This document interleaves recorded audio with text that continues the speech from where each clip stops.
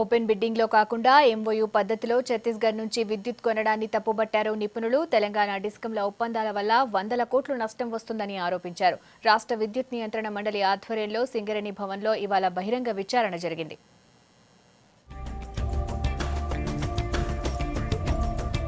Telangana డిస్కంలు Chhattisgarh power distribution కంపెనీతో కుదుర్చుకున్న ఒప్పందంపై చాలా రోజులుగా విద్యుత్ రంగ నిపుణులు విమర్శిస్తున్నారు. ఓపెన్ బిడ్డింగ్ కాదని ఎంఓయూ చేసుకోవటాన్ని తప్పుపడుతున్నారు. విద్యుత్ రంగ నిపుణుడు రఘుతో పాటు ఎక్స్పర్ట్స్ టీం రాష్ట్ర విద్యుత్ నియంత్రణ మండలి డిస్ట్రిబ్యూటర్స్ కు తమ అభ్యంతరాలు తెలిపారు. నిపుణుల అభ్యంతరాలపై ఎలక్ట్రిసిటీ రెగ్యులేటరీ కమిషన్ విచారణ జరిపింది.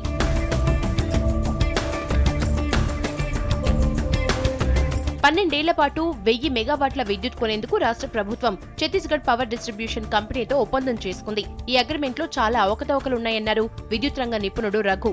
ఓపెన్ మార్కెట్ లో విద్యుత్ తక్కువ రేటుకు వస్తుండగా ఎంఓయూ పద్ధతిలో ఎక్కువ రేటుకు కొనటమేంటని ప్రశ్నించారు. ఎంఓయూ కుదుర్చుకునే ముందు నిపుణుల సూచనలు, సలహాలు ఈఆర్సీ తీసుకోవాల్సిందన్నారు ప్రొఫెసర్ కోదండరాం. ఇప్పుడు ఛత్తీస్గఢ్ డిస్ట్రిబ్యూషన్ కంపెనీ తోటి ఒక ఎంఓయూ రూట్లో, మెమరాండమ్ ఆఫ్ అండర్స్టాండింగ్ రూట్లో తెలంగాణ డిస్కామ్లు విద్యుత్ కొనుగోలు చేయాలనేసి నిర్ణయించాయి.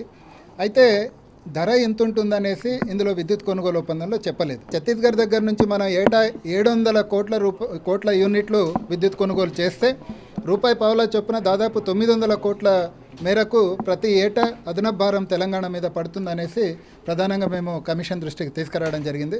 ఈ చర్చలో వచ్చినటువంటి అభిప్రాయాలు అమలయ్యేటట్టు చూడగలిగితే అందరికీ లాభం, అందరి ప్రయోజనం కోసమే తెలంగాణ కొట్లాడింది. మా ఒక్కరు ఏదో ప్రయోజనం కోసం కాదు, ఏ ప్రయోజనంతోనూ ఇవాళ ఇక్కడ మాట్లాడటం లేదు. అందరి ప్రయోజనాల రీత్యా వచ్చిన సూచనలు అమలు కావాలని కూడా కోరుతూ ఉన్నాం.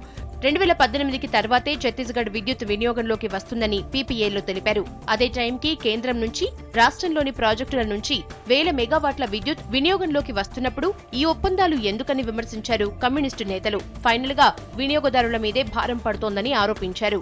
ఈ ఎంఓయూ విషయంలో నిపుణుల సూచనలు, సలహాలు పరిగణలోకి తీసుకుంటామన్నారు southern power distribution limited CMD Raghuram Reddy. Chhattisgarh power distribution company 12 ఏళ్లు అయితేనే ఎంఓయూకి అంగీకరిస్తున్నందున ఆ టైం వరకు పీపీఏ చేసుకున్నట్లు తెలిపారు. ఈ రోజు ఛత్తీస్గఢ్ పీపీఏ మీద పబ్లిక్ హియరింగ్ చేయడం జరిగింది.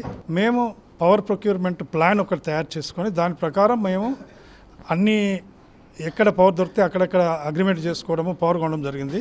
అందులో భాగంగానే ఈ ఛత్తీస్గఢ్ పీపీఏ అనేది కూడా అప్పుడు ఎంటర్ కావడం జరిగింది, ఎంఓయూ ఎంటర్ కావడం జరిగింది. అక్కడ ఛత్తీస్గఢ్ జెన్కో, ఇక్కడ తెలంగాణ జెన్కో పవర్ కొనాలి అంటే వాళ్ళకు అమ్మడానికి లైసెన్స్ లేదు ఎవరికి, తెలంగాణ ఛత్తీస్గఢ్ జెన్కోకు.